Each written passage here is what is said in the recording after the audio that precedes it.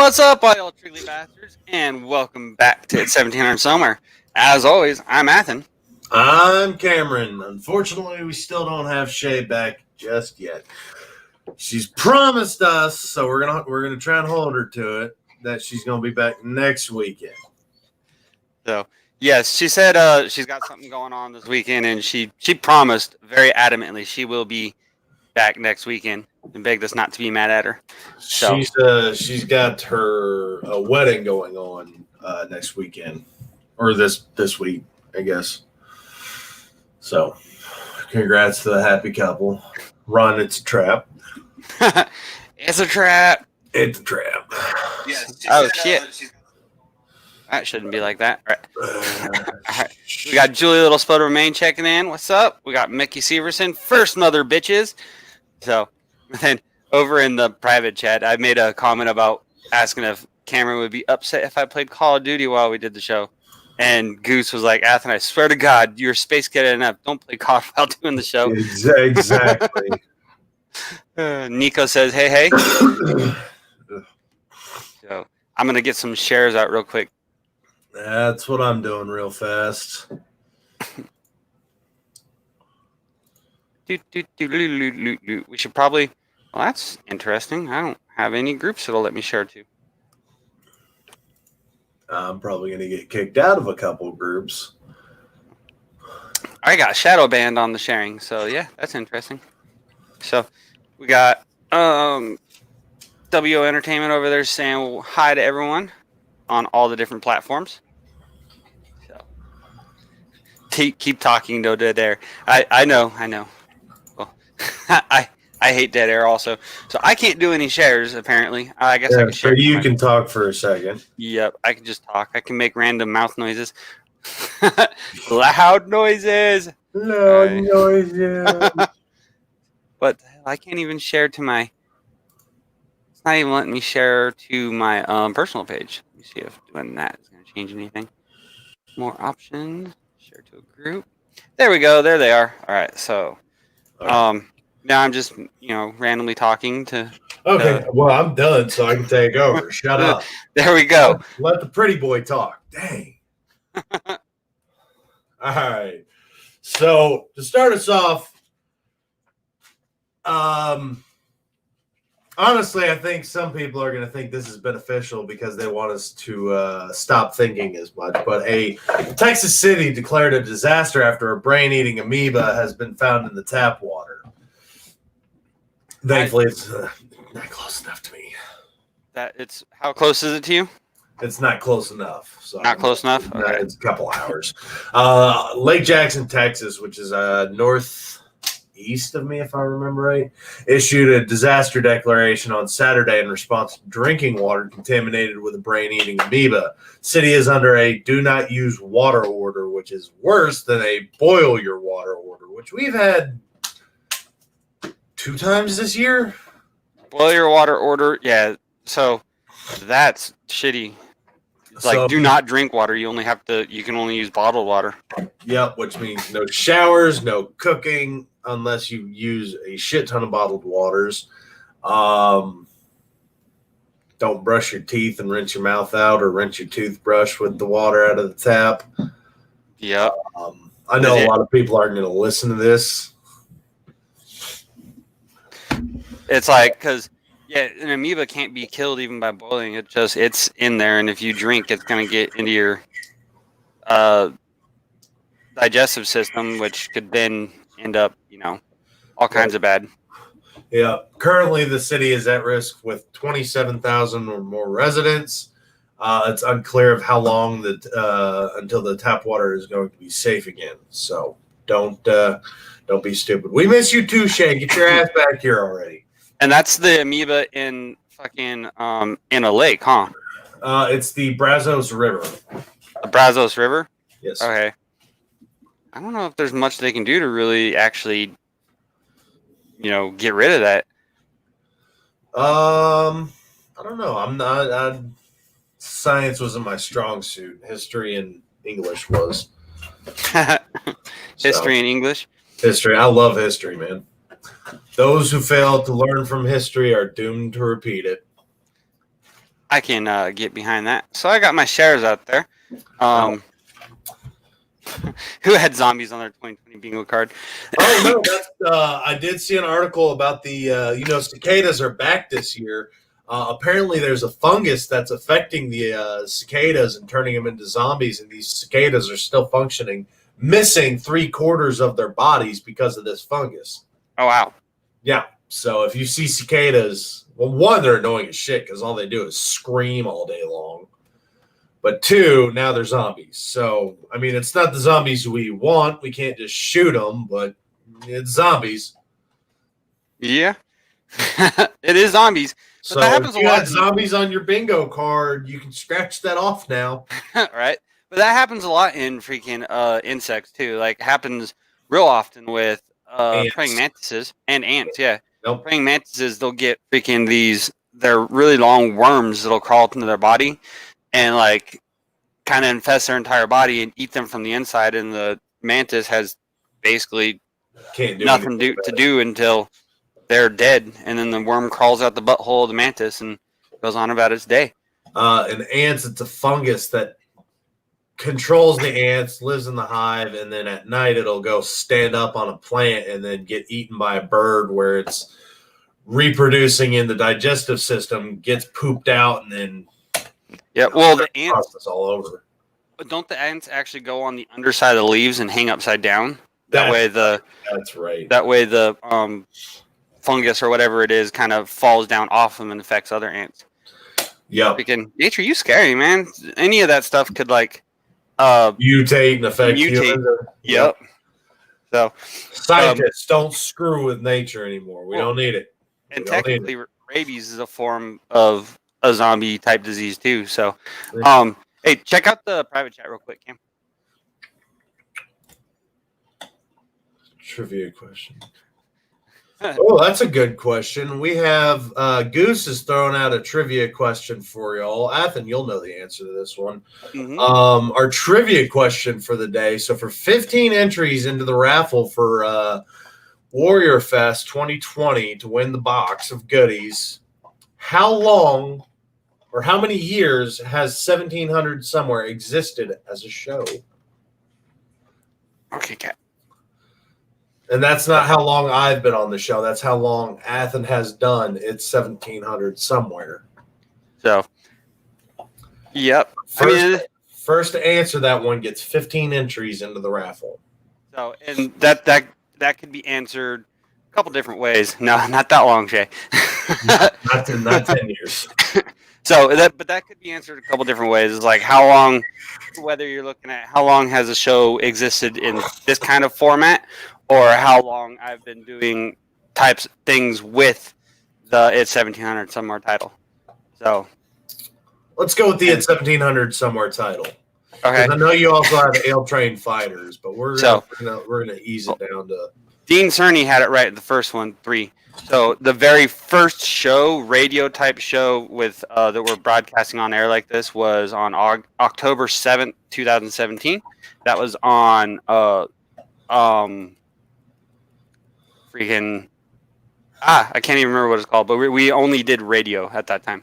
So and then I actually was making stuff on YouTube for like a year and a half prior to that. And no, Chey, it got good when I got here. Don't ha ha ha. Because Athen went from like 3 viewers to over 20 viewers while we were still with our previous network.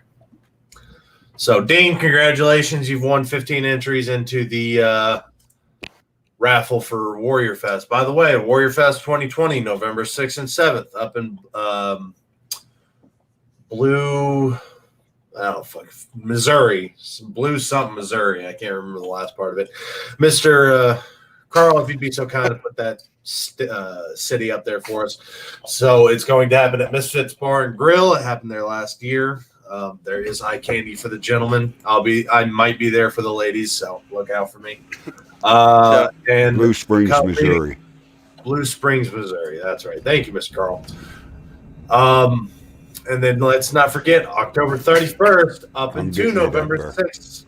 Up into November 6th, we're going to be doing the 180-hour challenge live stream for a world record. So if you want to help out with that, if you want to be a part of it, be sure to contact us and we will get you in a show. We will get you on a stream. We'll do what we need to do to get you in.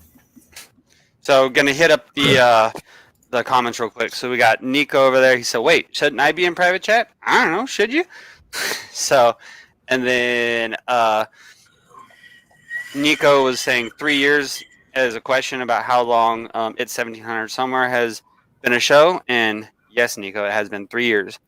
And then Chey says, you have bigger tits there, Cam. And she also said, wait, hang on. We had 80 that one time. I was on 80 views. Because we were also doing live. We were getting that, but it only lasted like 5 seconds. Mm-hmm. Yeah. Well, there was, when we were able to do watch parties, we used to be hitting a couple hundred. Yeah. So, but now we can't do watch parties. Unfortunately. So. I vote every time someone comments first, they get an automatic raffle entry.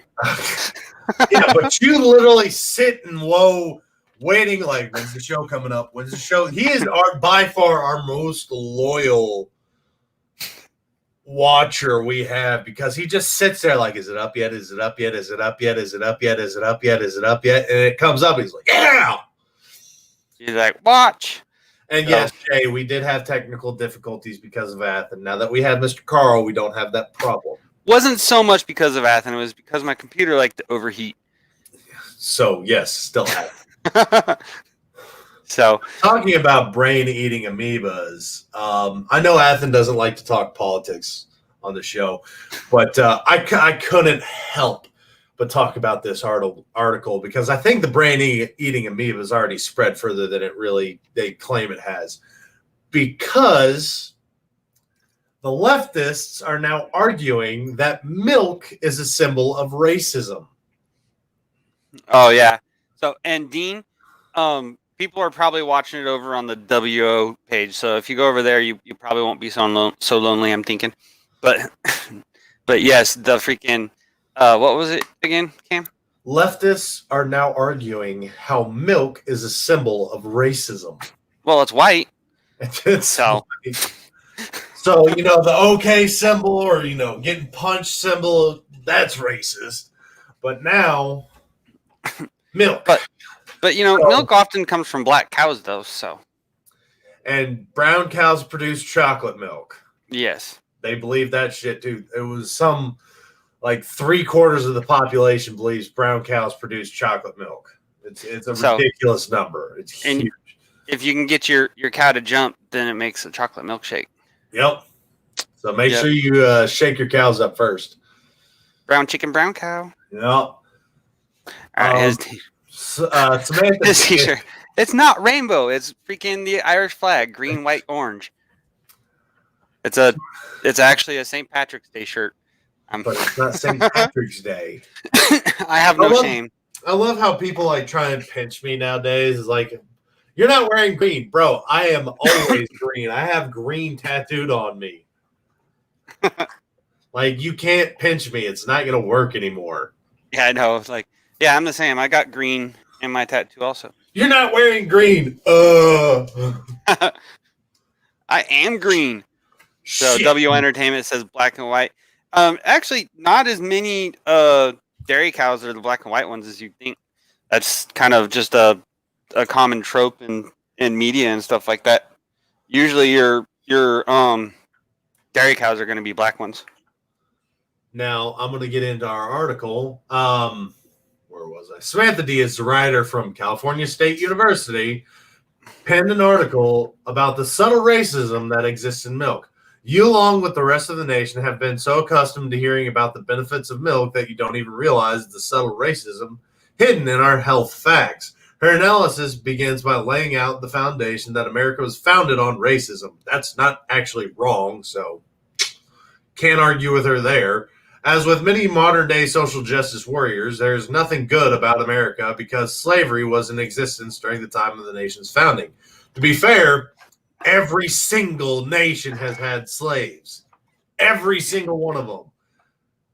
Even thousands of years, slaves have existed. Whites have been slaves. Blacks have been Did- slaves. Hispanics have been slaves. Everybody's been slaved. and in fact, freaking one of the biggest countries that actually had a part of the slave trade was actually freaking in Africa. Black people were trading and purchasing just as many slaves as dude, as everyone else. My cat is. Agreed. And the funny part is the Irish were worth less than an African. Yeah, that is true. So, also. but you don't hear the Irish bishing because, well, half the time they're drunk, but we also don't get in our butthurt feelings and think we're entitled to it. Get off the keyboard, cat. Come on, leave me alone. But it continues, never mind the fact that slavery was also occurring on every other continent across the globe, including Africa. Never mind the fact that there were black slave owners in America. And certainly never mind the fact that only a small percentage of Americans actually owned slaves. This was not her. This is the article itself discussing her article. In any event, Samantha Diaz makes the argument that federal guidelines regarding the appropriate level of milk intake, 3 glasses a day, what the hell? So, we got a couple questions over here in the comments, or one. So, I'm assuming that's I don't know who did that one, but Baked Beans Lives Matter. Oh, that one's yeah. Tell KFC. I love me some baked beans. And then W Entertainment. I'm assuming because they said, what about Native American culture? Yeah. Well, we're not going to get into the Trail of Tears here. I don't get drunk. I get comfortably numb. Diaz based her argument. Where was I? My screen glitched on me. Screen glitches. Yeah, gotta love it. Now I'm having technical. It wouldn't be our show without technical difficulties. I know, right? It's always got to happen. Always got to be one. Diaz bases her argument on a study that was reported on in the left-wing publication Mother Jones, which made the case that Africans do not benefit from consuming milk because Africans are genetically adapted to low-calcium diets. One of the points Diaz seems to have missed in the study was done by evolutionary historian Constance Hillard. Let's not forget that a huge percentage of African Americans also have a denser bone structure than most other populations. Is this basically getting at the fact that since most black people are like lactose intolerant or allergic to milk, that's why it's racist? No, she's arguing that it's racist because the federal guidelines regarding the appropriate level of milk, because African Americans do not have much of a problem with osteoporosis as Caucasian peers. So because we're white and we have osteoporosis issues, drinking milk should help with that. I guess. There's not a lot of logic behind these things, remember? There's not very much logic in there. And we got Redneck over there saying, I could argue that Indians had and have it worse. Yeah, some could. They absolutely could.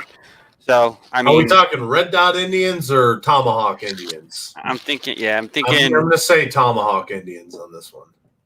That's what I'm thinking, the Native American ones. And I'd actually have to completely and fully agree with it because, I mean... however, African Americans, not African Americans, Native Americans, they weren't really forced into servitude so much. They were just kind of ripped from their homeland and told to live someplace else. Pretty much. Oh. Well, not pretty much. Exactly that. But it's, you stole it from them. You're right. We did steal land from a lot of people. Americans stole land from a lot of people. Mm-hmm. Mexicans, Indians. Pretty much anybody that was over here, we were like, hey, this is ours now. And we fought for it. And that's what happened back then. We fought for it and we won. So, to the victor go the spoils. So shut the hell up.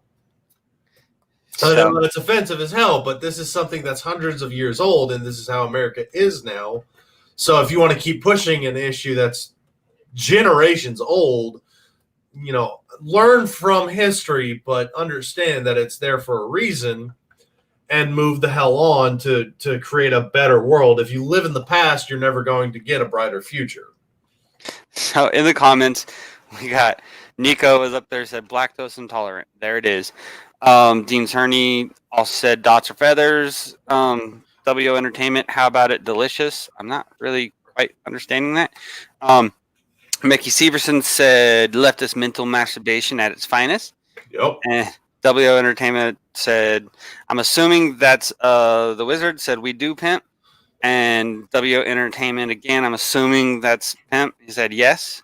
And Nico, I don't under that conversation is a little bit confusing to me. Nico, Native Americans aren't Indian. They're not from India. Well, this is very, very true, Nico. This is very true. How much of it was stolen and how much of it was conquered? Mickey. And someone from WO Entertainment again said, made us military slaves, then hung us. And also said, I agree. I'm assuming that was pimp right there, made us military slaves, then hung us. And WO Entertainment said, I agree. Continuing on with missing brain cells, there's a new trend, which you should all know anytime I talk about a trend, it's probably something that's going to make you laugh or get pissed off about. The new TikTok trend, the Benadryl challenge, prompts FDA warning on overdoses. So that's right. You're probably going to have to show ID to get your Benadryl now. And some places you already have to. Like a lot of like cough medicines and all that stuff, if they contain alcohol or whatnot, you have to be 18 or older to buy them out here. I can agree with that. But, normally when I go to pick up Benadryl, it's on the shelf. I can grab it right there and walk the hell out. But now the so-called Benadryl challenge is occurring among teens. The FDA said in a statement posted on its website Thursday, citing reports of teenagers landing in emergency rooms and dying. The challenge encourages TikTok audiences to take high doses of the over-the-counter allergy medication in order to induce hallucinations, according to an article by Healthline. We are investigating these reports and conducting a review to determine if additional cases have been reported. A TikTok spokesperson told CBS Money Watch in an email that the company does not allow content that encourages, promotes, or glorifies dangerous challenges that might lead to injury or death. The Chinese-owned social media company has not seen the Benadryl content trend on its platform, according to the TikTok spokesperson, who added, we actively remove content that violates our guidelines and block related hashtags to further discourage participation. The challenge was first cropped up on healthcare officials' radar in May when 3 teenagers were hospitalized in Fort Worth, Texas, after overdosing on Benadryl. One of the teens, a 14-year-old, reportedly took 14 of the allergy pills. Fucking holy shit. So, they're just legit taking as much Benadryl as they can and trying to stay awake? No, Benadryl will knock your ass out, but they're trying to hallucinate. They're trying to hallucinate? Oh, so they're trying to do, robo trips and stuff. Yeah. So honestly, this is just bringing back natural selection at its finest. If you do stupid games, you win stupid prizes. It's basically just a different form of lean, though, in that fact. I mean, the lean that they usually take when they're drinking it, the purple crap, they mix it with Sprite or whatnot. Yeah. That's like a cough syrup with codeine, isn't it? Cough syrup with codeine mixed with Sprite and some other, I don't know. I've never taken it. I've never cared for it. I have had to have cough syrup with codeine, but never in my history of having to, because I've had to take it multiple times. I've thought, man, I'm going to drink half this bottle. No, I get a swig in and I'm like, it's bedtime. Yeah. I mean, the same thing with Benadryl. I mean, what you're going to go to sleep real quick on just the normal dosage of Benadryl. Well, I mean, I'm a larger individual, so I have to take a greater quantity than most people for it to actually affect me. And the reason I say this is because when I had a surgery, I don't know if y'all can see the scar, but I had an infection after I got out of the Navy, and it was my first surgery ever, so I was nervous as hell. Well, the doctor says this is going to be your best friend, and the person comes in next is the person that's actually the one that hands out the tools. The doctor left the room, and she's like, no, I'm not your best friend. I'm just the one that hands crap out to people. The person that's coming in next is going to be your best friend. Because she could see I was nervous. Dude walks in, and he's like, hey, I'm so-and-so. I'm going to give you something to calm you down. gives me a shot. I'll come check on you in about 10 minutes, make sure you're all right. Comes back in 10 minutes, is like, holy crap, are you still nervous? Yeah. All right. I'm going to give you one more. I'm going to check on you in 20 minutes and see how you're doing then. Gives me another shot, tries to help me relax, comes back about 25 minutes later. Dude, are you still anxious? Yes, sir, I am. All right, I'm not supposed to do this. And any more after this, I could kill you. So this is the last one. Dude gave me 3 times the normal dosage of medication. I woke up high. Yep. Holy crap. So When I got done with surgery, I realized the only thought going through my head is if I open my mouth, my filter is gone and my parents will see another side of me. They don't need to see in person. right. So getting to the comments real quick. So we got Dave said Dave's not here, man. Or Dean said Dave's not here, man. Nico, yeah, he's a TikToker. So good show, guys. Don, I can never say that word. Donna Dagov. Yeah, that Indian word that Pimp is always saying. I can never say that for some reason. I don't know why. I'm not Then we got Dean Cerny also said take 2 Benadryls, drink a 12-pack, and try to function. I don't even know if I'd be able to make it through a 12-pack after taking 2 Benadryls. I got like 4, maybe. So 12, I'm going to be puking. 4, I'm probably going to be passing out. So Nico said, I'm not doing that, though, is referring to the Benadryl thing. Mickey said, make stupid hurt stupid people again. Nico also said, this is just like when kids were eating Tide Pods, anything to gain clout, no matter how stupid it is. And Goose said, lean is promethazine, or however it's spelled.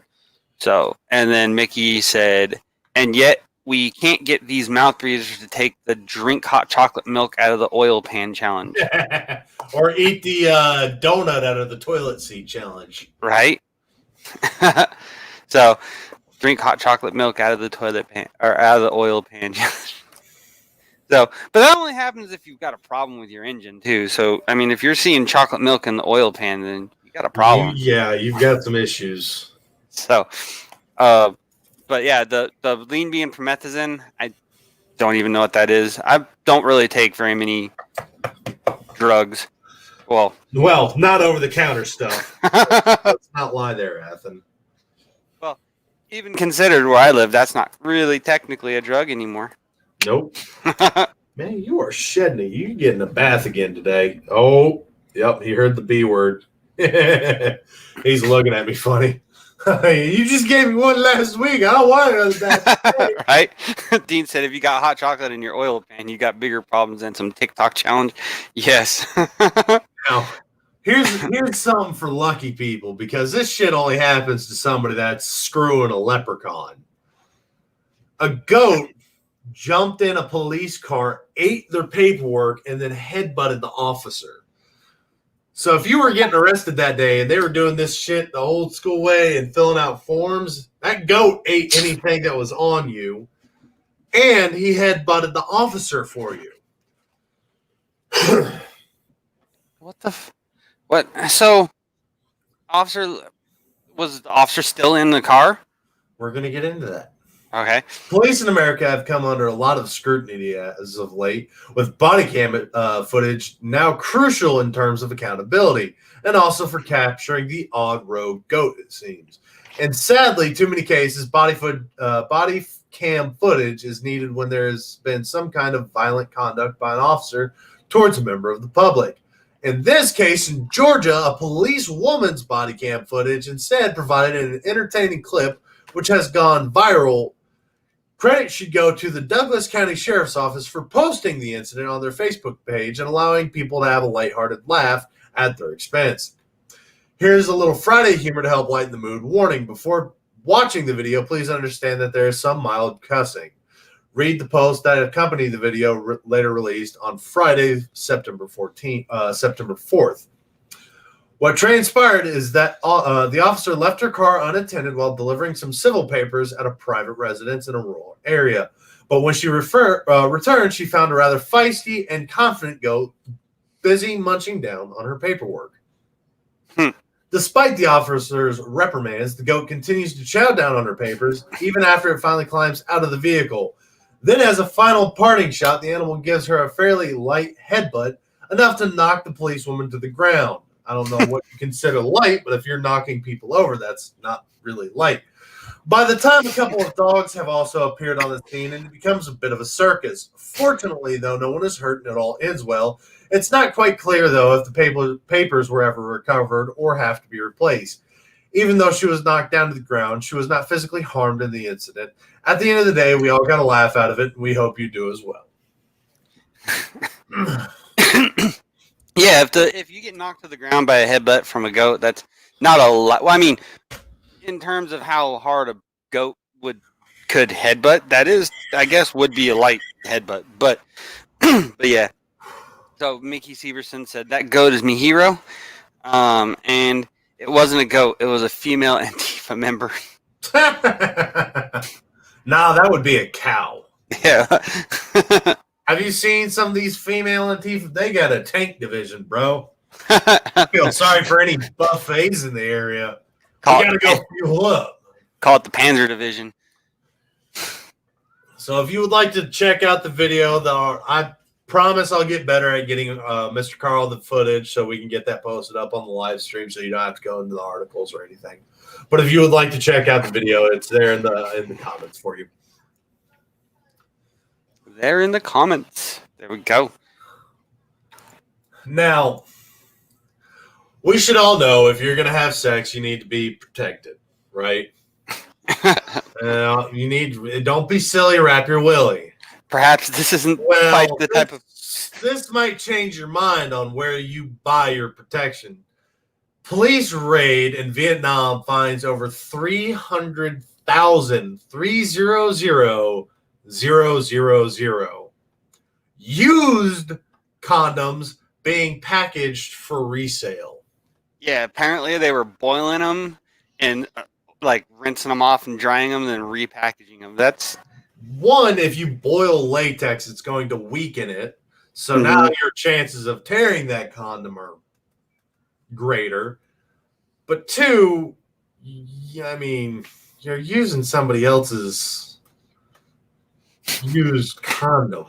I mean, if you think about it, though, once they're boiled, they're sanitized. So you're gonna buy from them. That's what I'm hearing. I'm gonna save me a couple bucks on condoms. Hell, I don't use condoms. That's where well, we see how that goes. Wasn't it almost like 800 pounds of used rubber, something like that? It was a lot of them. Like I saw that freaking story popping up and all that stuff, and I was gonna put it in Discord. And I was like, I don't know. And I heard Discord go off a couple times on my phone, and I checked it just to see if you were going to post it in there. I was like, okay, yeah, Cam did it. So of course I'm going to talk about this. This is the kind of shit that these people come for. So, but yes, we both had that one in mind. So, but yeah, too bad freaking Chey's not here. She would offer some good commentary on this one too. So.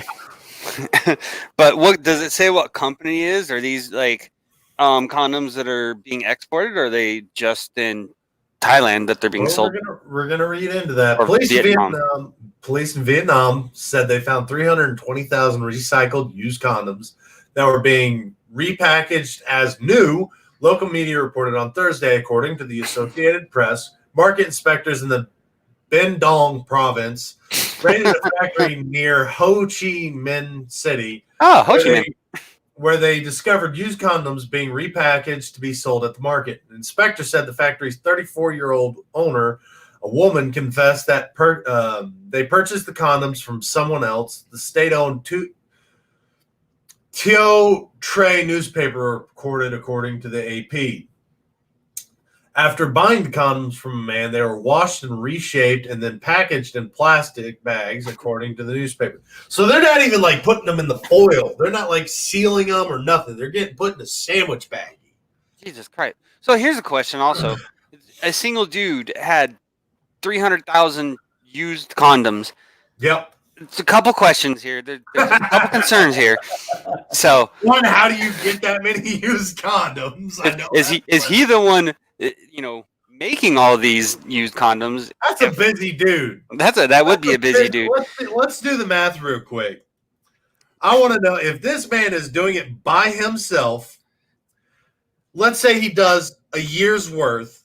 So 320,000 That'd be about divided 100. by 365. That's 876 times 8.71. So 877 times a day. Yep. A day he's having to go out and find a volunteer to get lucky with. So yeah, that's not. How has his shit not fallen off? Right? That's not feasible. So he's got to be like going around and like, hey, Trash cans and yeah, anybody that's been lucky, like, hey, bro, I want to buy your used condoms. But my question is, who the hell is selling this dude used condoms? What? That's got to be the most awkward. Like walk up. Hey, dude, you have any used condoms? Yeah. You been getting lucky recently? Yeah. Can I buy your used cock socks? What? Can I get your used rubbers? Why? Don't ask questions, man. I'll give you money. But like, who in the right? Yeah, I'm gonna sell this dude my sperm, basically, because it's used. I mean, my biggest concern if I were to sell some of that, what are you gonna do with it? Are you gonna knock somebody up? Are you gonna frame me for a murder? Yeah, because they get your condom, then they have your DNA at that point. So, what? I'm after being asked that, I'm gonna start burning my condom. I want to buy your condoms. Cool. You can have them once they're ash. Yes, you have all you want. That's just, I don't know. So Dean Sarney over there says, "Ding dong dong da dong dong dong, ding dong dong da dong dong dong." So, and that's the fox thing, right? And Dean Sarney said, "Explains why the Ho Chi Minh had the blue balls, crabs, and 7-year itch." So that was wasn't Ho Chi Minh like a really shitty place back in the Vietnam War? Pretty sure I heard a few stories about that. Sure. There was a POW camp there. I'm pretty sure, not camp, but a place where a bunch of prisoners of war were held in the Vietnam War, and they weren't treated too well. Mm-hmm. Also, because the Hanoi Hotel or something like that was in there, wasn't it? I don't know. Or the Ho Chi Minh Trail. I don't know. I just know the Ho Chi Minh area had some bad history in Vietnam War. Sure. So, yeah. We're going to get into our bread and butter of the evening. That's right, ladies and germs. Bread and butter time. It's time for the Florida Man stories. Florida Man? Florida Man. A Florida woman found an agitated python in her washing machine. Agitated python. Well, yeah, if he's in the washing machine, he would definitely be a little agitated. Pretty pissed. Yeah, I'd be pretty pissed too if I was in a washing machine, turned on spin cycle, and thrown around for an hour. You think I'm going to come out of that happy? Like, oh, that was great. Let's do it again. No, I'm probably going to have puked a couple times. And I'm going to get out of there and be like, all right, who turned it on? Right. Somebody's getting an ass whooping. After I finish puking. Don't go, nobody go anywhere. Hold on. So yeah, that would be, and they have a lot of snakes out there in Florida too. Some big pythons. So because of all them people that went and they get like, it's not so much ball pythons, it's more of your bigger pythons that is going to be so. But people would buy them to keep them as pets when they're small, and then they start getting bigger and then bigger and then bigger, and they're like, I can't keep this snake, and they just kind of let it go because the conditions in Florida are perfect for pythons. And then that's not terrifying at all. They became an invasive species. I'm looking at this article, and there's a gator climbing a chain link fence like it's nothing. Yeah, Florida. It's kind of like America's Australia, except full of a bunch of stupid people. Yes, that we love to make fun of. So what other than this chick finding a snake inside her washing machine? What happened from there? She screamed her lungs out. Said it was on Tuesday. It was hissing very loudly. Well, no shit. It's probably cussing you out in its snake language. See, stupid slut. As often as because I used to have a lot of snakes, and I've really never hardly ever heard them hiss. Like very rarely. Actually, I can't really recall any time when I'd heard. I think. All right, well, let's get into the article. She thought to herself, did I put something in there that's snakeskin? And then she felt it, and it was slimy and moving. Thankfully, some maintenance workers were nearby as the workers used a grabber and removed the snake. So even maintenance workers have got grabbers on them for snakes now. They've never seen a snake on the premises in the 10 years that they've worked there. They contacted animal control to figure out how the snake may have gotten into the building and if there could have been any others nearby. The sergeant at the agency suggested that the snake may have been a pet, which you covered, that escaped, reached her apartment building through the vents, and found its ideal moist environment in the machine. Although releasing non-native species like pythons is illegal in the state because of their negative impact on the local ecosystem. In recent years, they found over 5,000 Burmese pythons, and still a large amount remains at large. So yeah, Athen, your comment about them being released once they get too big is the biggest problem, and that's why it's illegal for them to just can't take care of this anymore. I mean, if you can't take releasing certain animals is one thing. If it's a native species, normally if it's native, you're not really allowed to own it as a pet. But if it's non-native, like a snake, I'm gonna have me some new boots and snake for dinner. It's like one of these things is illegal. One of these things is frowned upon. You ate your pet? Well, I mean, he was getting too big. Like people eat cows that are pets all the time. I got friends in Florida, Lisa and Ken, who have cows, pigs, fish, and something else. I think they got chickens now. But once a year, Ken will take one of the cows out, take it to the slaughterhouse, and they'll have a shit ton of meat for the rest of a couple months. I mean, it was some good meat too. Happy cows taste great. So, Mickey said there's a tribe from India making money hand over fist rounding up these fuckers in Florida. So yeah, and like they're like open season on them too. Like you can go out because they're an invasive species and all that stuff. They don't really have any natural predators there. They just are exploding. Like they don't breed very quick, which is one thing. So it's not going to explode really fast as far as an invasive species goes. But yeah, you can go out there and kill them off if you see them and try to get rid of them because they're at this point they're either feral or they're coming into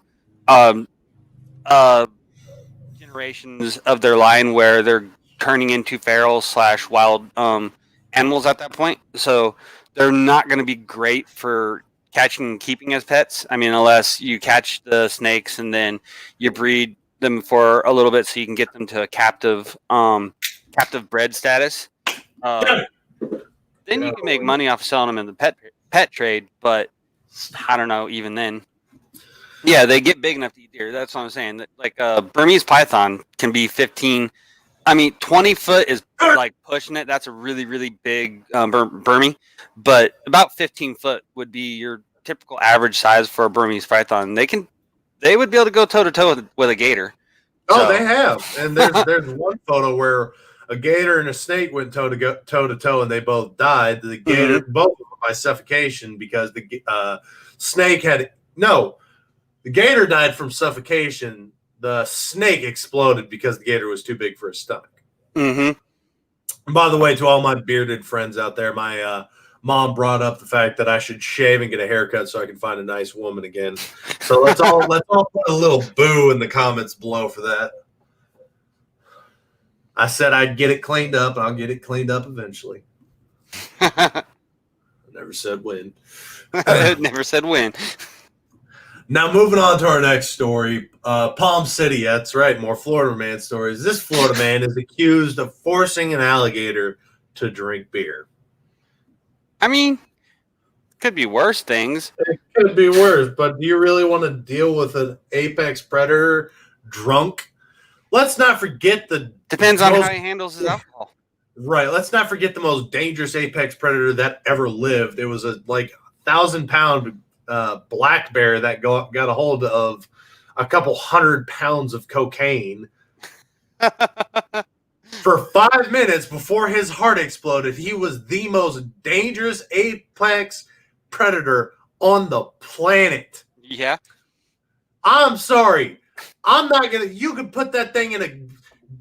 Gorillas have a larger strength capacity than bears by far. It's 1,000 pound difference. It's a huge difference. But I'd rather put my money on the coked up black bear than the gorilla at this point in time. Because that's a lot of cocaine. Yeah. So. But getting into our story, a Treasure Coast man is accused of provoking a small alligator to bite his arm and then pouring beer into its mouth. Timothy Kepke of Hobbs Sound and Noah Osborne of Stewart were charged last week with unlawfully taking an alligator. Florida Fish and Wildlife Conservation Commission officers began investigating in August following a complaint of Osborne catching the alligator in Palm City and handing to Kepke. Kepke appears in a video to let the reptile bite his forearm, and then the video shows them feeding the alligator beer as it struggles. When officers interviewed Kepke last month, he reportedly acknowledged that he was in the video and said the gator was alive when they released it. The men were released on bond. So they were released on bond, so they got bailed out. That'd be a hell of a story. What are you in for? I was getting drunk with the gator. You did what now? Hey, I got the bite marks to prove it. How? And he was just letting the gator bite his arm. Well, I guess that would be to be able to get it to open its mouth to pour the beer in. But they don't have a very. You can pull a gator's. No, you can hold it closed easily. And you can't pull it open. That's right. So, I mean. Yeah, I don't know. I know a trick with like snakes. If you get a snake that bit you, because like a feed response when a snake bites, they bite and they latch and they hold, and trying to get them off of you is almost impossible. But a trick that you can use to do that is to pour like vodka down their mouth, and that'll usually make them. Hand sanitizer works as well. Hand sanitizer, yeah, but hand sanitizer is a little more dangerous for the snakes. If I'm getting bit. I want that bastard off. Well, and I don't care. So, like if it's a snake you're keeping as a pet, okay, that's one thing. I'm just talking about being bit in general. If you get bit by a gator, you can reach your hand in and push their flat down. If they're underwater, it will drown them. Okay, I don't know. We don't have gators out here, but it's like, but yeah, when I used to have all my snakes, the things that we always kept around in their tank was a bottle of like vodka and a thing of hand sanitizer, because whenever you handle a snake afterwards, you want to use hand sanitizer because, they have salmonella, or they could potentially have salmonella. Be a carrier of salmonella, yeah. So, and then the vodka, just in case they hit you with a feeding response, so you can get them off you. So, eventually they're gonna like it. All right. Now. I'm going to do this one next, and then we're going to do that one and that one. A Florida judge, so how everybody's having to handle everything via Zoom meetings right now. A Florida judge is begging her lawyers showing up for these Zoom meetings to be dressed. I actually saw a story about this. All the people who do Zoom meetings, like, not wearing pants and shit. I wear clothes because we got a lot of male viewers, and they don't want to see a man, but... if I'm doing a Zoom meeting, especially if there's no video, I'm going to probably be naked. Like, I don't care. It's not illegal. I'm in the privacy of my own home. And as long as you can't see my giblets, go screw yourself. But this judge, Fort Lauderdale, Florida, so yes, another Florida man story. The judge has one request for her attorneys showing up to court hearings on Zoom: get out of bed and put on some clothes. Broward Circuit Judge Dennis Bailey had made the plea in a letter published by the Western Bar Association. It remarks how attorneys appear inappropriately on camera. Again, I'm in the comfort of my own home. This is just as ridiculous as the kid getting expelled from school because he had a BB gun in the background. If I'm in my own home, whatever you see, unless it's illegal, go to hell. Yeah. Unless I'm kidnapping, murdering, raping, maiming, doing something that I really shouldn't be doing. If you see one of my guns in the background, if you see, me half naked, it's none of your concern. We need to be professional showing up. You should be happy I showed up at all.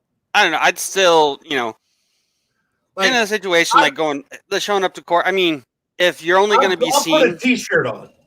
T-shirt on. Well, if you're only going to be seen, from like what we are, waist up, wear your blazer shirt and all that stuff. Freaking, you don't have to throw on anything. I could wear a pair of sweats down below if I want to, or But apparently some of the lawyers are even showing up to their meetings in bed. Literally, it says one male lawyer appeared shirtless and one female attorney appeared still in bed, still under the covers. So I sleep in boxers, so we can imagine she was probably sleeping in a birthday suit if she's still under the covers.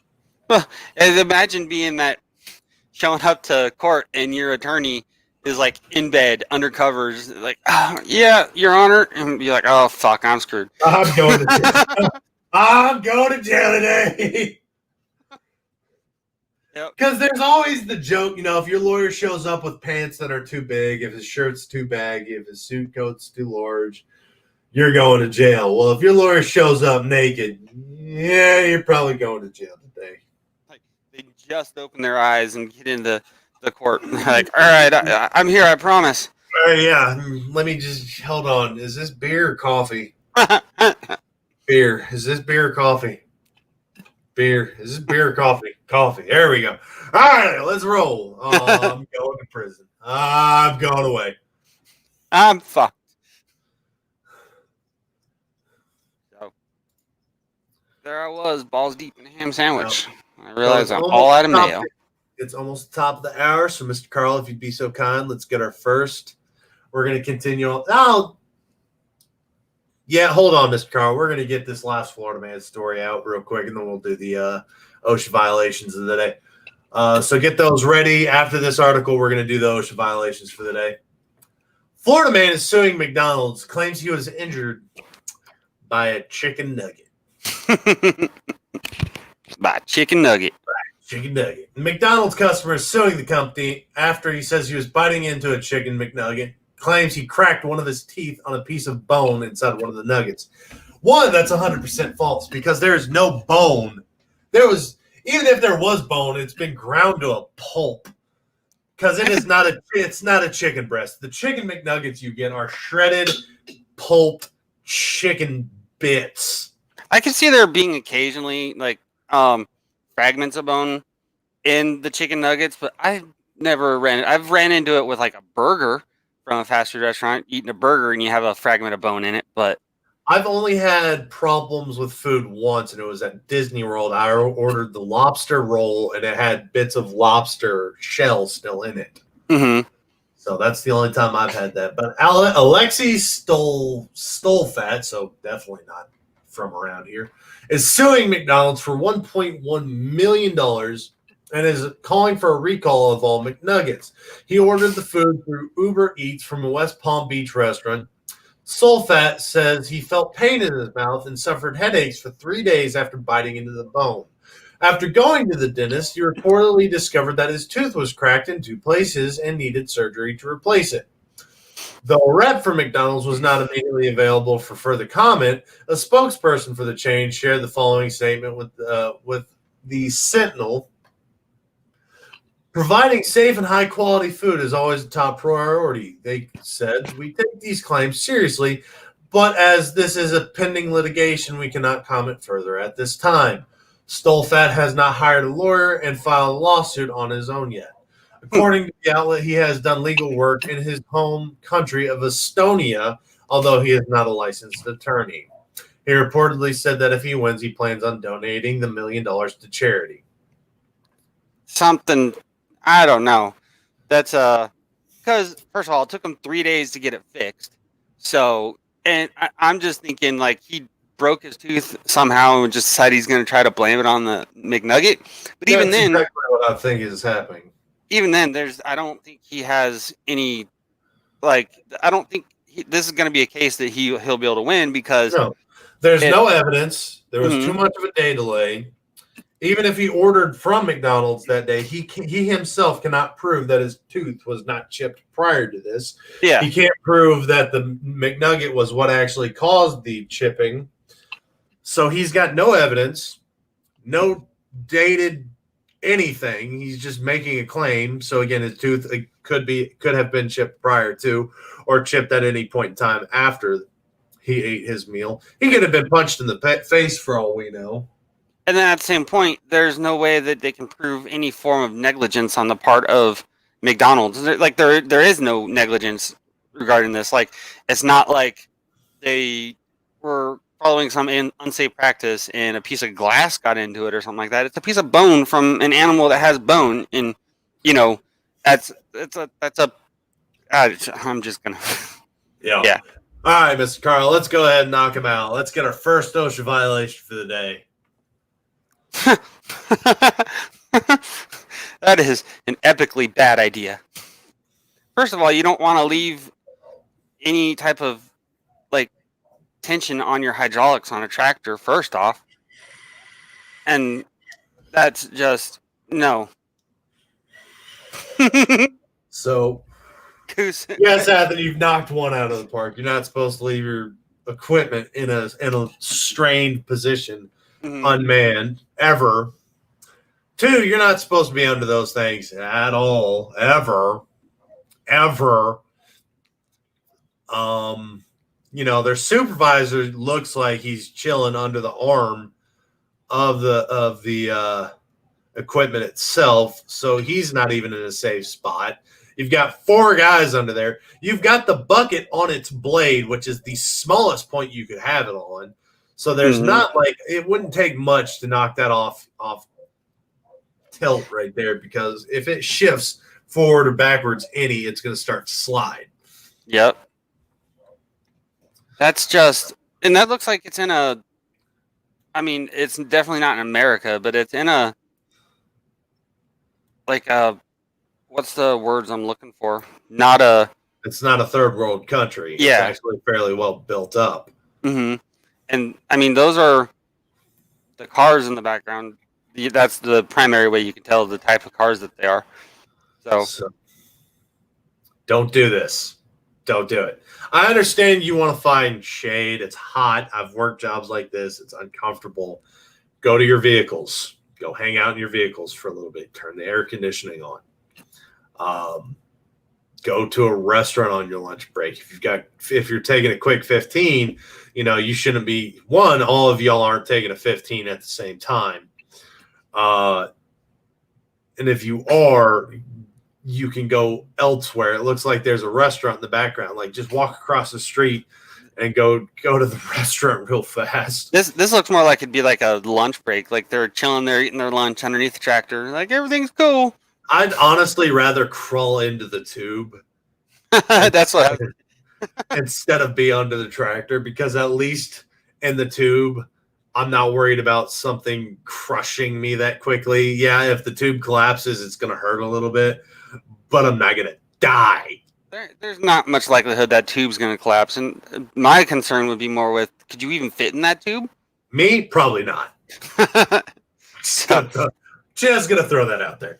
So right, my mom told me that's perfectly safe. Yeah, well, your mama probably also taught Waterboy, didn't she? And then Goose. Oh, God. Bone from an animal that has bones. Really, Athen?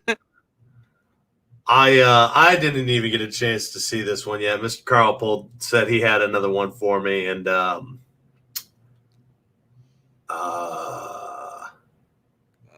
they make ladders that are designed for situations such as this. I agree. And it looks like they've got 2x4s resting on another ladder.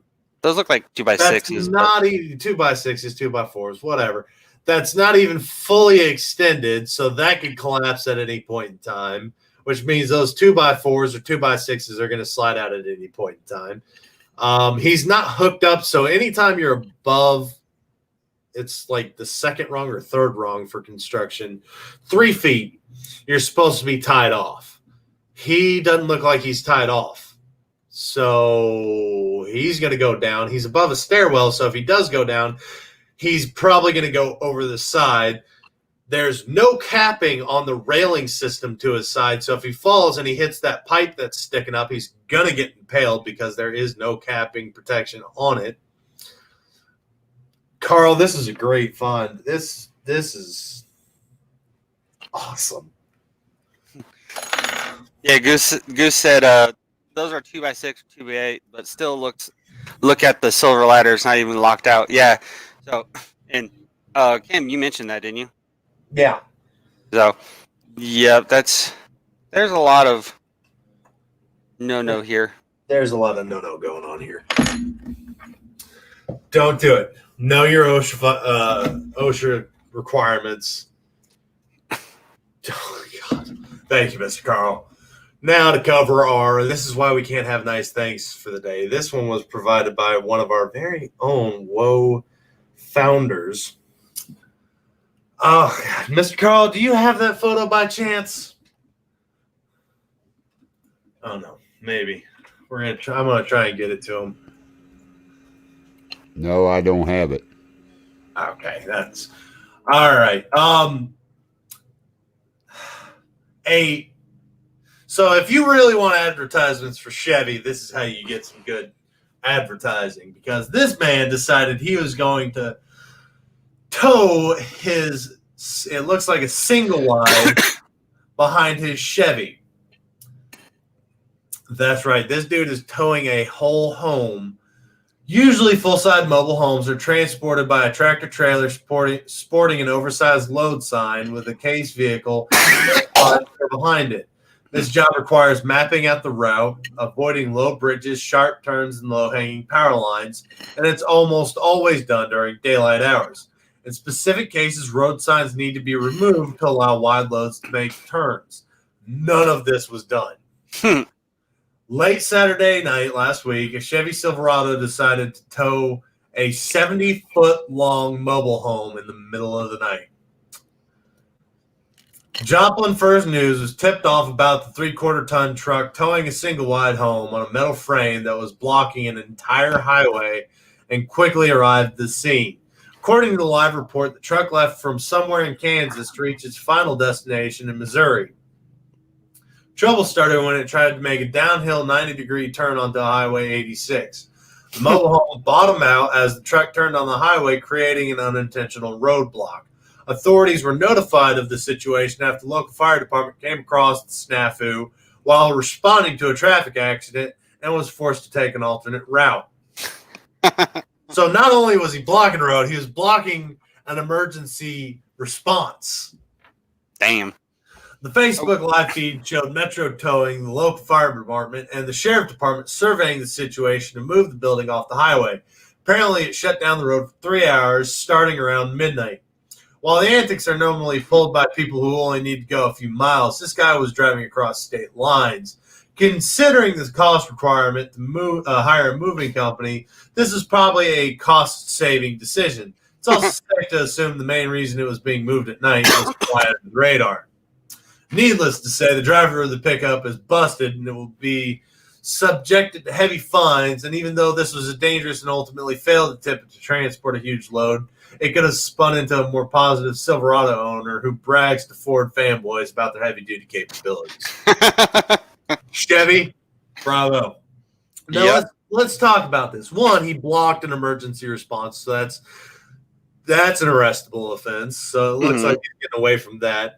He blocked traffic. That's not arrestable, but it's a huge penalty. He's going to have to hire somebody to tow his house out, not his car, his house out of a ditch. That's going to cost a lot of money. He's probably going to have to hire an actual moving company now to tow it back, either back where it came from or to where it's going. So he's still going to have to pay out of pocket for that. So he really didn't avoid anything. And it's like, this situation, dude's just like, you know what? I feel like I'm going to move. And he just hook his house up and just freaking start going. Like, I got a 3500 HD. I can do this. Yeah, well, he did until he ended up in a ditch. So, I mean, them, what is it? Dirty Max. Duramax. Duramaxes. Duramax. There you They go. are pretty good engine. And then Chevy does Allison transmissions, don't they? I don't know. Oh, okay. Ah. Ah. Ah. I mess with my my mute switch over here. Meth is bad, okay? Okay. All right. Continuing on, Halloween's coming up. We're all excited the ones of us that actually have a pair are all excited about this. We're going to send our kids out or go out ourselves or go buy a shit ton of really cheap candy. Well, this man died from eating too much black licorice. One, that's a garbage candy to begin with. I disagree. Oh, shut the hell up. All right, who all agrees with me and who all agrees with Athen? Black licorice, garbage candy. Team Cam or Team Athen? So, place your votes below. Choose wisely. This man, a Massachusetts construction worker, love of black licorice wound up costing him his life, eating a bag and a half every day for a few weeks through his nutrients out of wine. Yes, bag and a half every day for a few weeks. Caused the 54-year-old man's heart to stop. Well, no, duh. Like, even a small licorice can increase your blood pressure a little bit. That's why my dad only gets it every now and again. Loser shaves his beard. Ooh. No. Ooh. I've done that. I won't shave it, but I'll take it down to buzz cut. I get bad razor burn. I'll take it down to buzz cut. I will not be shaving this. I already did that once this year. I'm not doing it again. Come on, Athen. Take that. No. My beard does not get touched ever again. All right. Fine. Goose, you'll have to think of some other bet. Because Athen's a pussy. Nope, I've already done it this year. I'm not going to put my beard up if you're not going to put your beard up. No, I vowed to never shave my beard again. All right, well, place your bets. Goose, figure out something to do. I'll shave my head. Oh, that's a hard one. I haven't shaved my head in a long time.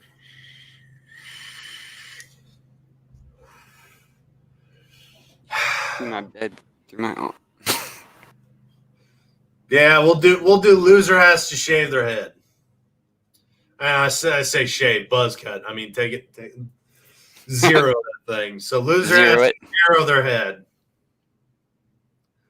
I'm down with that. I can do that. So loser has to zero their head. So get your viewers, get your shares out there. Black licorice, garbage candy. Place your bets. Look, if I could dye mine teal and look like 8 Smurfette for 6 months, you can trim that scraggly shit down. I'll dye it too. I ain't got no problem with it. Well, I would dye it. You want to do a dye or a shave? I would rather do shaving the head, but I could dye my beard too. So BB Nation up in the comments. So what's crappening? What's up, yo? We're not getting tattoos. So, with a buzzed head, lol. So if you'd rather shave, let's do a dye. Let's make it a struggle, because if you're willing to shave it, if you're not willing to dye, so loser has to dye their hair. I mean, okay. beard and head have to be dyed, and the winner of the bet gets to choose the color. So if you lose, I get to choose. If you win, you get to choose. So that, and he needs to put stripper glitter in his beard too. So place your bets. Black licorice, garbage candy, yes or no. Whose team are you? Just put Team Cameron or Team Athen below. But don't eat too much black licorice. It screws up. It raises your blood pressure. Don't eat a bag and a half a day for weeks. Don't do that. I'm still just trying to figure out, like, I know eating any kind of candy, in that volume is be bad, but like, what exactly happened that made him die? It raised his blood pressure. Just raised his blood pressure? It raised his blood pressure a substantial amount, caused his heart to fail. Well, that's shitty. Well. So yeah. there was that. Camera. I want to do a share. We only got 3 viewers and nobody's voting right now. I wanted to get more shares out there so people will vote for the candy. I dropped a bunch of shares. I did too. It's only one. It's not letting me comment on anything. It's not letting me come vote black licorice garbage or not. It's just letting me share it. So okay. Okay, there we go.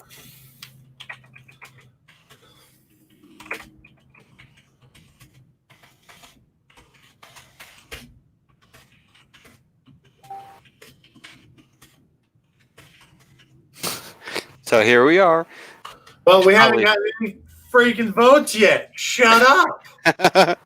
I was thinking we should probably make some noises or something. All right. Well, cocaine was found in hollowed out coffee beans. We could talk about that.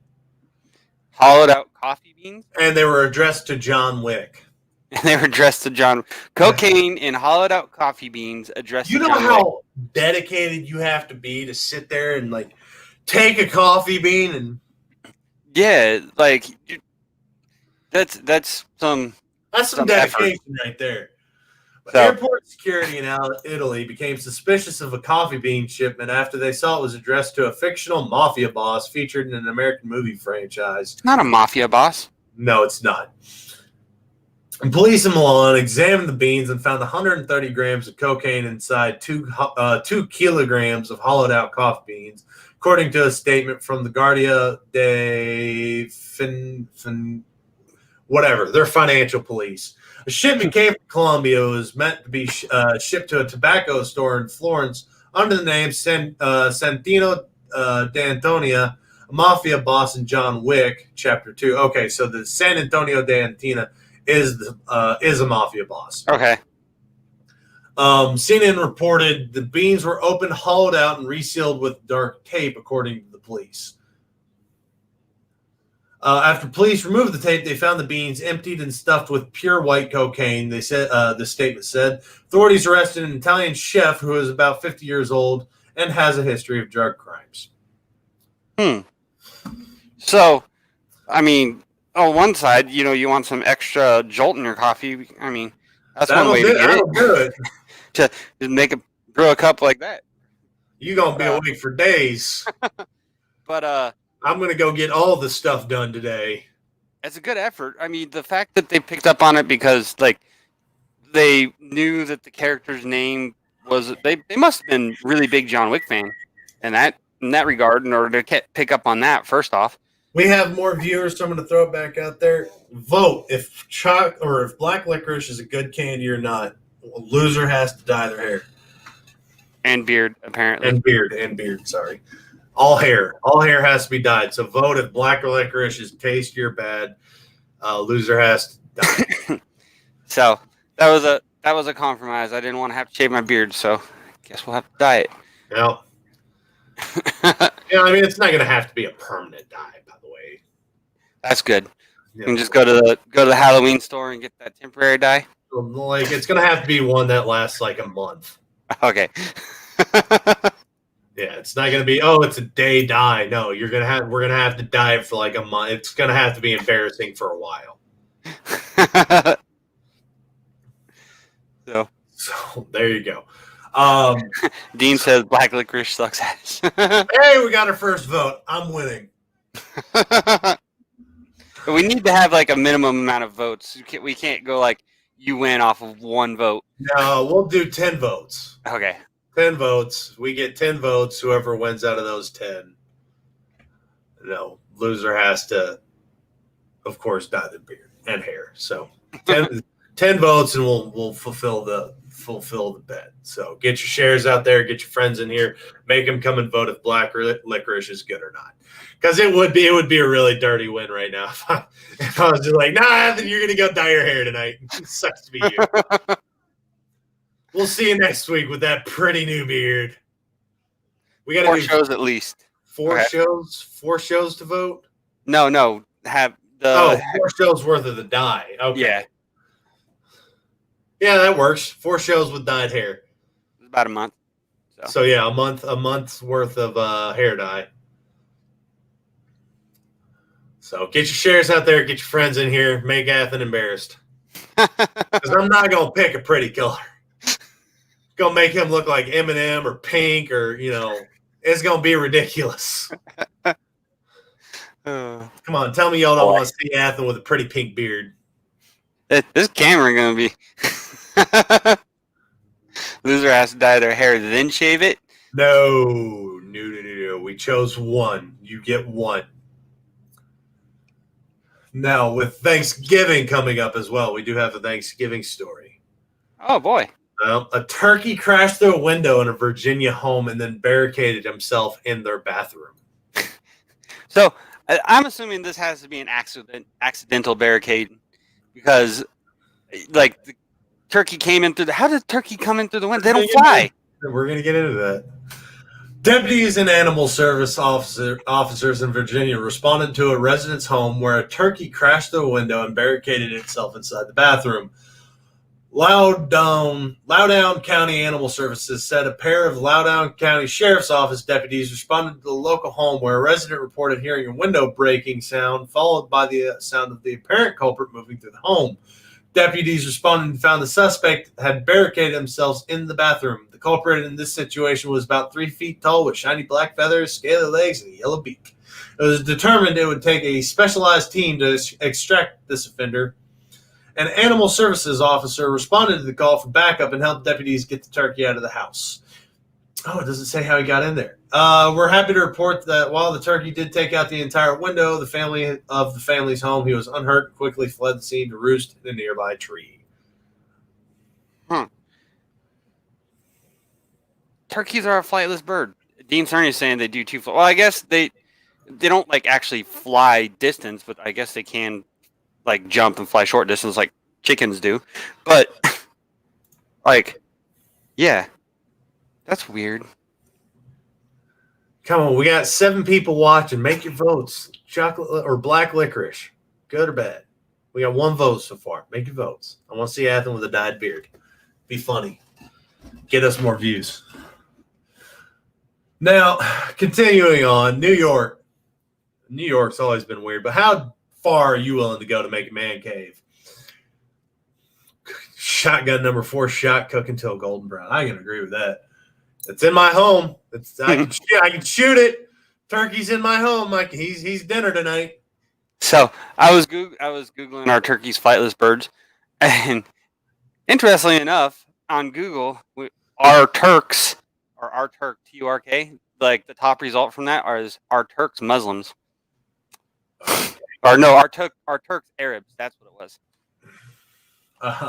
But how far are you willing to go to set up a man cave? Well, these MTA workers, had a secret man cave under the subway tracks. September 24th, investigators with New York's Metropolitan Transportation Authority said a group of employees were found to have maintained an illegal man cave in a storage room beneath the subway tracks. The Office of the MTA Inspector General said investigators acting on an anonymous tip discovered this anonymous tip was by somebody that got shown it, got pissed off because they didn't invite him sooner or got told you can't be coming here no more, and he snitched because he wasn't allowed. It was the annoying person of the group that pissed everybody off and said, hey, you're not allowed down here anymore. You're a piece of shit. And he went and ratted to mommy, so mommy had to come and fix the problem and take away the toys of everybody. Because it's a storage room. I don't know how that's illegal. They're workers. They're down there to do work. If they want a break room, let them have a break room. Mm-hmm. But it was outfitted with a futon, a TV, a streaming device, a refrigerator, a microwave, exercise equipment, air conditioning, and more. So this was like a no shit break room. This is set up. Hey, you're gonna do it right. Exactly. Man cave was located behind a locked door in a locksmith shop storage room below track 114 at Grand Central Terminal. Was not known to station management. 3 MTA workers, a wireman, a carpenter, and an electrician have been suspended without pay in connection with the investigation. Oh, what were they? So, a wireman, a carpenter, and an electrician? Yep. So, I'm assuming a wireman has something to do with the actual like train jobs or whatnot, but electrician and a carpenter, those are both. There's lighting down there. There's if work is going on down there, all three of those need to be down there at some point in time. Yep. So I mean, and they got everything they need right there to build themselves a pretty good little crib. Yeah. I mean, just the carpenter and the electrician can get that all set up. Oh, so, yeah. And then yeah, that's actually, I mean, that's cool, but sucks they got suspended. Yeah, without pay. So, but going back to the whole turkey thing with Dean. So, blah, blah, blah, blah, blah, blah, I can speak, I promise. So going to Google, it says turkeys are commonly considered in popular rhetoric to be flightless, but wild turkeys can indeed sustain short bursts of airborne activity. So, and it goes into the actual aerodynamics of a turkey. So it's like the wings of turkeys, both wild and domesticated, are highly cambered, which means that they demonstrate appreciable curvature from the leading edge to the trailing feathers. Such curvature is well suited for near-the-ground situations in which the bird needs a great deal of lift in a short period of time. Quick bursts of high lift activity allow it to escape its predators, chief among which are coyotes, wolves, and marauding herds of just arrived Puritans. Oh, that's a joke. Okay. Whose fares to the New World did not include an onboard snack. So, yeah. Both are true. Technically, they're flightless, and technically, they can fly a little bit. The more you know. I need to get that. I need to get that over to the wizard because I found it the other night on my desktop. In fact, all right. Now, moving on. China. We all know that Tokyo's weird and shit, right? Well, now they've got a transparent public toilet. And it's transparent. Transparent, and it's not one that's one way. No. If you look at the photo in the article, and I will get that posted for y'all real quick, you can quite clearly see the actual bathroom itself. The idea of using a public bathroom with see-through walls may sound like stuff of nightmares, but a famous Japanese architect is hoping to change that view using vibrant colors and new technology to make restrooms in Tokyo parks more innovative or inviting. There are two things we worry about when entering a public restroom, especially located at parks. First is cleanliness. The second is whether anyone is inside. Transparent walls can address both of those problems. Bond says by showing people what awaits for inside after users enter the restroom in the locked the powder room's walls turn a powdery pastel shade and are no longer see-through. They're the automated ones. So whenever you go in and lock the door, the bathroom's occupied, so all the walls are now opaque and you can't see through. My problem with that is if that fails and like it's an emergency, you go in, you shut that door real quick, you drop down, and you're turtling before your butt cheeks even hit the seat. You're not worried about can the walls be seen through. You're worried about not crapping your pants at this point in time. I need to not poop myself. At that point in time, it's too late. But the architect is trying to address those two problems, so now you can see that it's occupied, and you don't have to worry about it anymore. Would you use that bathroom? I would, because I have no shame anymore. Yeah, we went to boot camp. We had to shit right in front of other people. Yep. Blaze the Drunken Gamer says, "Hey, it's Nico. What happened? Did you get banned on your other one?" Yeah. Oh, and he's watching from YouTube too. Nice. So and then I'm gonna go look at YouTube, see if anybody made their huh? I gotta look at the YouTube one, see if anybody made their votes for the licorice. Well, it'd pop up in the stream over here. Oh, okay. I've been watching it through Facebook. So yeah, and through StreamYard, any of the comments on YouTube will pop up there. Okay, that's good. Nico, vote. Black licorice, good or bad candy? Make your vote, Nico. Do it. Now, moving on. A woman. So everybody's loving doing these viral videos and TikTok trends. And well, this woman was in UK, was trying to take a video of herself hanging out a vehicle and fell out of the vehicle. Honestly, you deserve it. She fell out of the vehicle. She was hanging out of the passenger side window, and she was taking a video for Snapchat when she fell out of the window. That's Her injuries were not life-threatening or life-changing, but it's still funny as hell to hear about because you get what you deserve. she fell out of.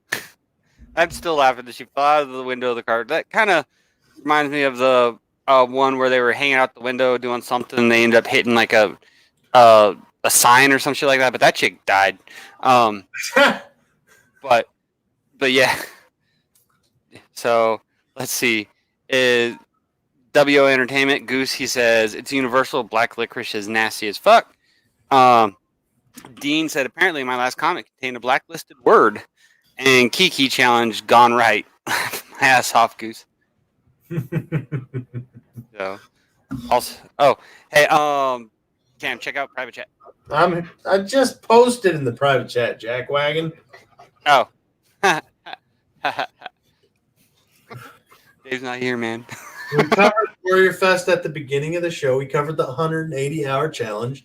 I just have problems remembering what show. I know the Paranormal Mystery is up. There we go. We got the whole banner going on right now. Paranormal Nation Radio comes up next after us, so be sure to check them out with the Rev. Be sure to go to WO Entertainment, like the page, and follow so you can keep track of it. I got two more stories left, and you always know I get a little political at the end because I want to, but they're funny. I make fun of them. It's funny for me, so I really don't care. There's several new states have introduced a bill to protect drivers who run over protesters. Honestly, I don't know why this was such a problem. Again, the Constitution protects your rights to legally protest peacefully. However, states have added to that you can legally protest peacefully so long as you do not impede day-to-day activity, meaning you cannot block traffic, buildings, gas stations, grocery stores, anything that people do on a normal day. If you want, and I've covered this before, to march, block streets or something, contact your local sheriff's office, tell them what you plan on doing, get the appropriate paperwork, set a specific date, and you can do that. And they will barricade pathways. They will notify public transportation. They'll put a memo out there. They'll inform the public, hey, you got to use a detour today to get through here. And that's all legal. You're not going to get hit by a semi or a truck driver or a car by doing your bullshit protests. Unless, someone just like, fuck this shit and, Right, but if you get hit at that point in time, now the person that hit you is going to jail instead of you for illegally blocking traffic. Yep. It reminds me of a game I used to play, and I actually saw it on the PlayStation the other day, Carmageddon. Like the entire point of the whole game was just run around and run people over, legit. You get like extra points for like style while you're doing it and how many people you run over. That was pretty awesome. So yes, if you do it that way, it's legal and you're not going to go to jail. The driver that hit you is. But these states have now introduced a bill that will protect the drivers that hit your dumb ass because, they're in the right, you're a fucking moron. The death of Heather Haler in Charlottesville, Virginia has renowned focus on bills that surfaced this year in a half dozen state legislatures that propose limited protections for drivers who cause injury or death to protesters. None of the legislation has been enacted so far. Lawmakers in North Dakota, North Carolina, Florida, Tennessee, and Texas proposed bills that would make it illegal for drivers to hit protesters if the driver did not do so willfully, according to Mick Bullock. So you can't just plow into them at 60 miles an hour. Damn it. If they're blocking a freeway and you're just like cruising, like there's a group of people standing in the middle of the road. I mean, like you could slam on your brakes and hope that you don't, hit them. But at the same point on any freeway, I mean, you'd be able to see a group of people standing in the middle of the road. Still not stopping. I might slow down to 20. Yeah, I'm probably not going to stop. But I'll I'm not slow going to down stop. significantly and I'm keep going to lay going. on my horn. Because But if you don't move, that's on you. They've ripped people out of their vehicles, yeah, beaten them to death. They've destroyed their cars, broken windows, dented frames. They don't care. They had one. I saw one video yesterday. They had a truck specifically. If you drove through their protest, he would follow you, cut you off, block you. And they had a truck bed full of these people. They jumped out, started bashing on your car, broke your windows, tried to rip you out of the car. The dude that was running got arrested for that. got arrested for what? Running through the Running through the protesters, even though they tried to rip him out of his car. This was like New York. Well, that's stupid. But yeah, I get it. Like, not come to a complete stop because obviously there's a risk there. But you see it all the time. The people who are trying to get through the protesters and they're barely like even moving. It's like, dude, freaking, if you're not letting me get through and you're making me feel uncomfortable, yeah, I'm gonna throttle down. And now I'm fearing for my life. Yeah, and I'm getting the hell out of there. So I'll try to just. If you follow me, I probably have a gun in my car, and if you cut me off like that, I'm not going to wait anymore. I'm opening. Yeah, at that point, if they chase you now, down, you physically cut me off and prevented my escape. Well, yeah. So now I don't have a means of escape. So now it's fight or flight. Now you've limited me. So now I have to fight, and I'm going to fight to go the fuck home. Even beyond that, freaking, if they chase you down and then cut you off, there's like inherent, fear of injury or death involved in that because I was afraid for my life when I was pulling into these protesters. I just wanted to get through. Yeah, when they started hitting my car, I knew it was fight or flight, and by law I have to run because I still have that option. When you cut me off with another truck, it's no longer an option for me to run. So, you yourself have given me the only viable option I have left, and that means I'm going to shoot you and probably 3 or 4 of your friends. And by law, I have to run if I have that option. Still depends on what state you're in because you have. Yes, your state law. Texas, if you're in a car, you have to run. So, if you get that taken away from you, now you can fight. Mm-hmm. So, although the stipulation with that is if you're on foot and you can't run anymore, then yes, of course you can fight. You fight to get away, but as soon as they're down on the ground, you have to stop. If they're on the ground, you've got to stop. Mm-hmm. Like right there. As soon as they hit the pavement, done. Like fight's over. Otherwise, you're going to prison for assault. And there's some states where you have absolutely no obligation to run. I think California actually is a state where you don't have an obligation to run. It's a stand your ground state. On foot in Texas, you have the stand your ground. Mm-hmm. On foot. I don't know on driving. I think driving you still have to run. So because you're supposed to be able to easily evade, but of course, if they do pull a vehicle in front of you, you can't run in your vehicle anymore. So yeah. So yes. Know your laws. Right now, if you don't know them, you need to start researching them because shit's hitting the fan and it's hitting it hard. Yep. It is. Well, I mean, we're having protests out here often. There was one here in Bend, I guess last week in front of the courthouse, but it wasn't really a protest. What it was a vigil for the Supreme Court justice that passed.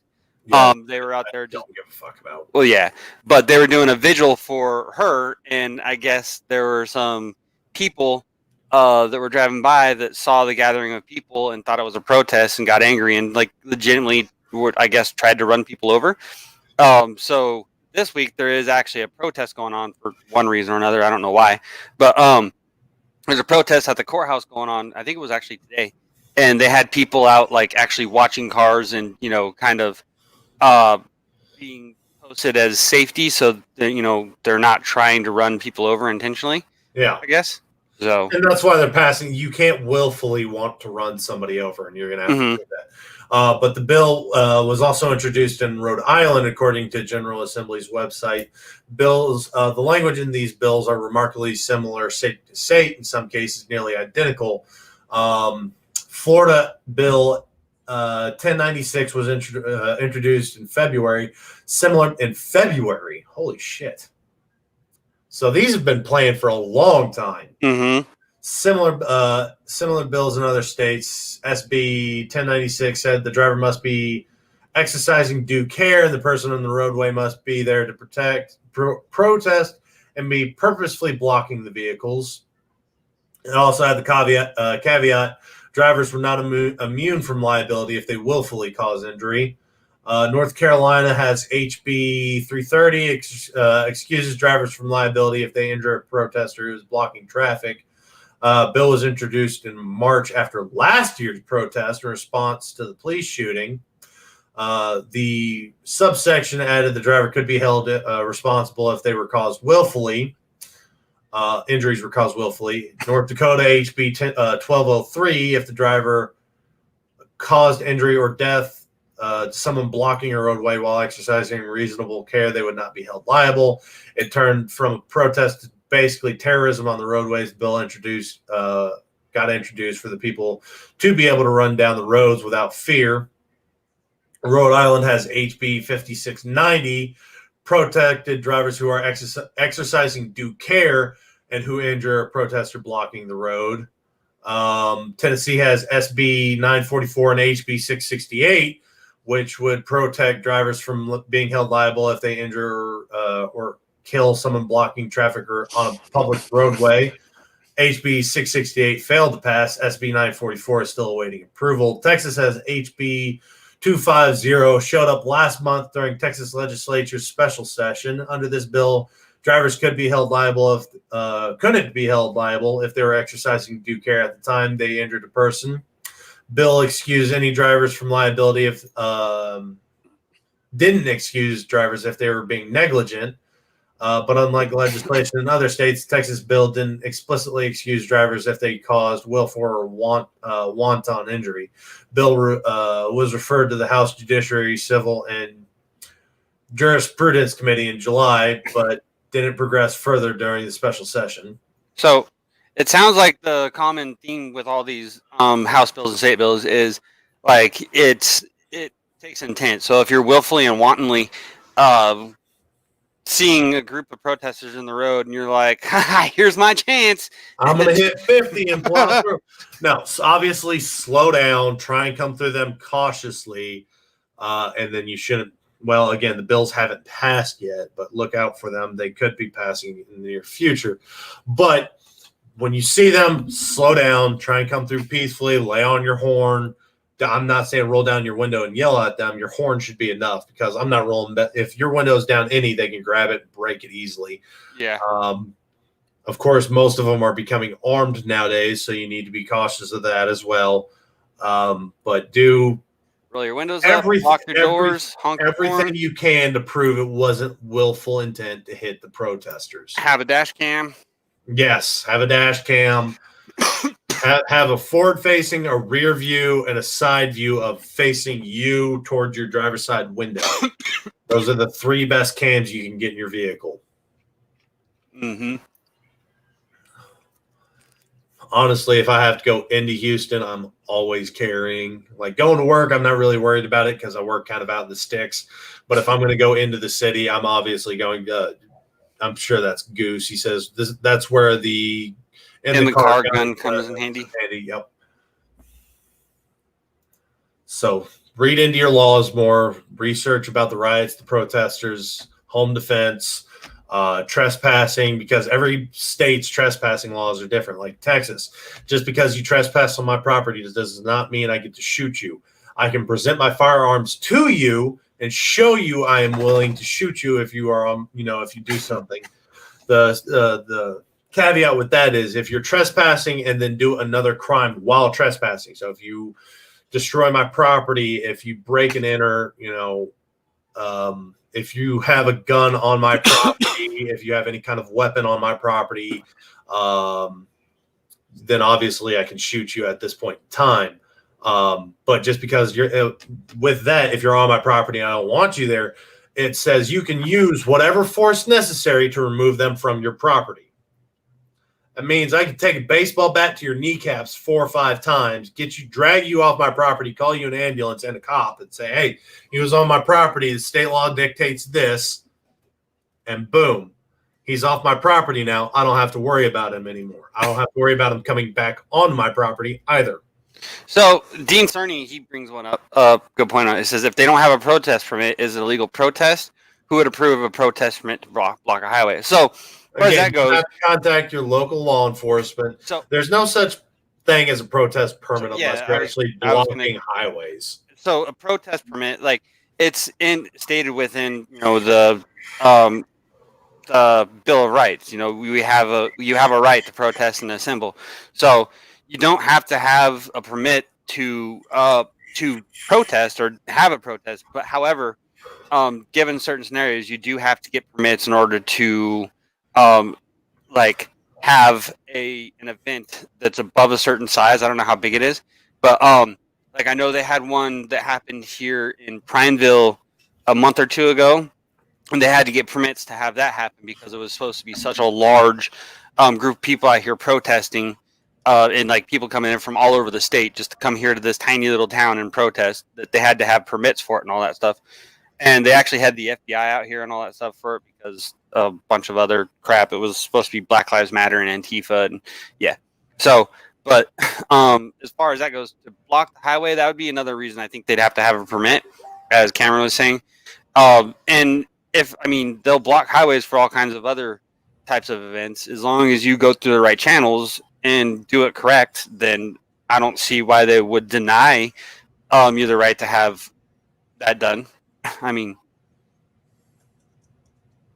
yeah, it's not a permit to protest; it's a mass gathering permit. So, yeah. There we go. Anything else to add? I think that's about it.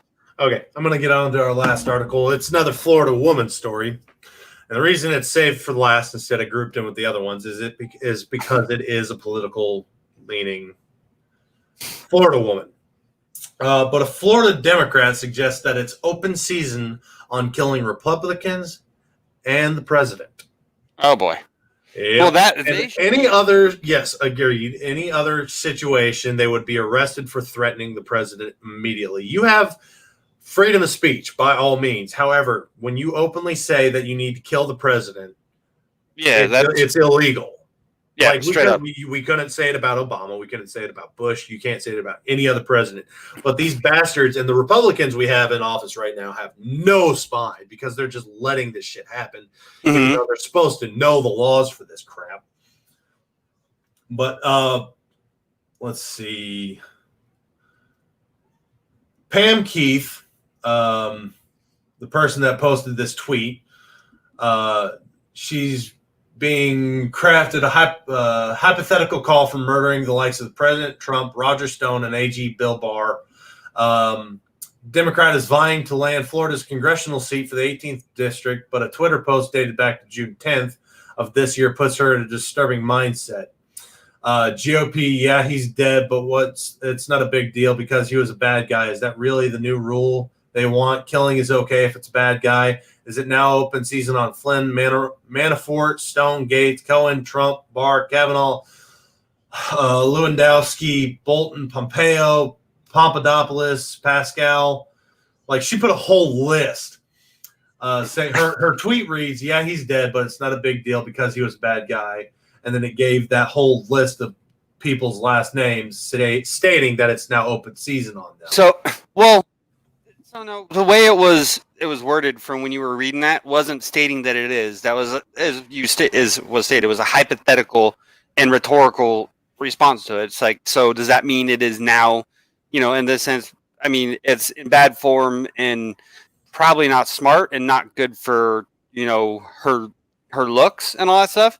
However, that part right there, that isn't a direct threat or actual statement of intent. That is, I don't know. With how her tweet reads out, it looks like it's an intent to open season on these people because it's GOP. Yeah, he's dead, but it's not a big deal because he was a quote bad guy, end quote. Is it really the new rule that they want? Killing is okay if it's quote bad guy, end quote. And then it goes into her saying it is now open season on all those people. So, because the first time you read it, I thought you said, is it? So is it is or is it? Is that really the new rule they want? Killing is okay if it's a quote unquote Is it now? Oh, okay, no. Is it now open season on these people? So Right. yes, it is I guess a hypothetical. However, stating something like that while running politically is retarded. I'm waiting for the call for the eradication of both political parties. I think that would be a complete political reformation. And honestly, if you want to break down the brass tacks, like politics and government, like in whatever form you choose, is always going to be faulty. Like there's not a form of uh, government that actually is going to be perfect and is going to work the way everyone wants it to, because No, but all with how things are going currently, more and more people are aligning with the either the libertarian side or just aligning themselves with overthrowing the government in general. Mhm. But in that sense, I mean, even then, you're going to end up in another form of a downward spiral of government. Like, so you overthrow the federal government, and then what happens there? There's only a couple different types of government that you're going to fall into, which would end up being like, uh, um, which ended up being basically like a dictatorship or a hierarchy. Originally, we'd landed in anarchy. Hmm. That's how it would start off. Well, I think eventually we would reelect officials. Maybe a year down the road at the soonest, we would have, after we took care of the corrupt politicians we have now. And depending on what sides actually, again, there are always going to be sides in this. so What side actually wins, they're going to want to keep the people they have that were actually doing a good job, I should say, in their political stance, that they'll be allotted to stay.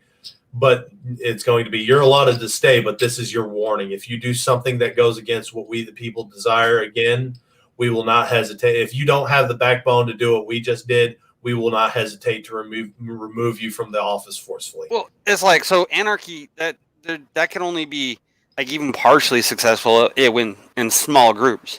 Once Agreed. you That's when why you I think after a certain period of time, we would eventually go back to our democracies. well, and even then, I can't even say that would happen.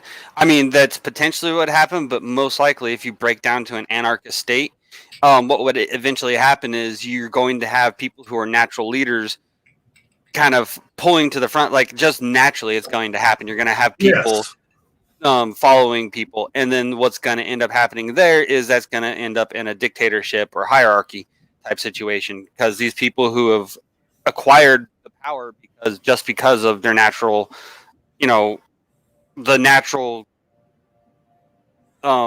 intent, like because people will naturally follow them, they're not gonna want to give up that power that they now have. So yeah, I agree. We won't really know about it until it actually happens. I do think it is coming, with how things have been handled politically, how they have been arresting the people that have been trying to flee from protesters, with how with everything that we saw starting with Epstein, how they were hiding that and allotting that pedophile to basically get murdered and nothing come of it. How Hillary Clinton's trial hadn't been advertised any. mm-hmm. Like I still have no idea what's going on. She's still free as far as I know. She's still out there, so obviously she's paid off enough people. They're trying to normalize pedophilia right now with cuties, and they're not punishing criminals like they should be. More and more people are opening their eyes to the fact that holy shit, our government's a piece of crap. Yeah. And really, the only thing that a lot of people are waiting on right now is the numbers. Like, can we organize ourselves enough to come together and start marching around like these are because we're not going to just march around. We're going to be armed. We're going to protest peacefully, but the second you get in our faces, it's going to be over for you. Yeah. We let you have your protests. Now it's our turn. Right. Sit the hell down. So that'll be interesting. I think it's coming. I think it should have been here, but